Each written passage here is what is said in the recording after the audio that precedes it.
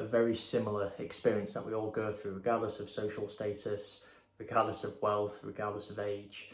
which is going through a phase where we really liked someone and for whatever reason it didn't work out. And at some point after the breakup, we, particularly when we're by ourselves, we dwell on this person and you get to a point where you do kind of miss them. And I kind of wanted to share my experience on it because I think certainly for the last 4 years especially, I've really kind of nailed down and dialed down on my own personal and self-development overall. And it's interesting because I remember, especially in the first year after the breakup,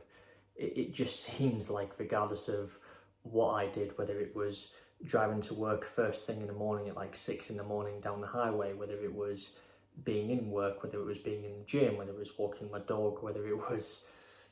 you name it, this person was always in the back of my mind. It's almost like they kind of were still with me in every single thing that I did on a day-to-day basis, every single day for months.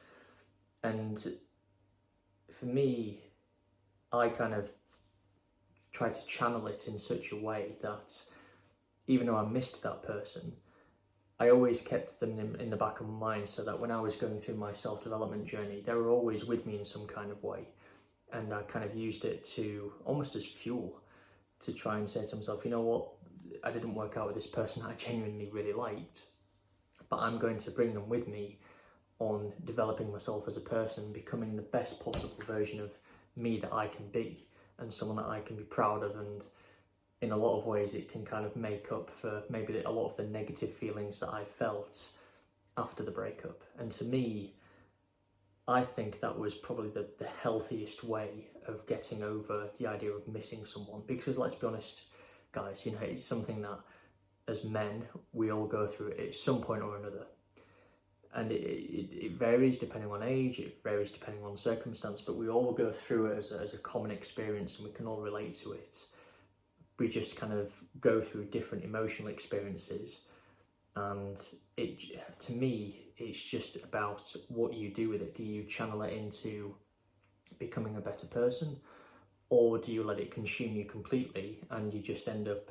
either depressed or, let's be honest, being one of these guys where they just go to the gym, work out depressed with the hood up and don't talk to anyone, which to me is stupid, because ultimately all you're doing is suffering in silence and you're only working on one aspect of self-development, which is good. It's good to work on your physical health, but there's more to that. There's more to dive into as part of your own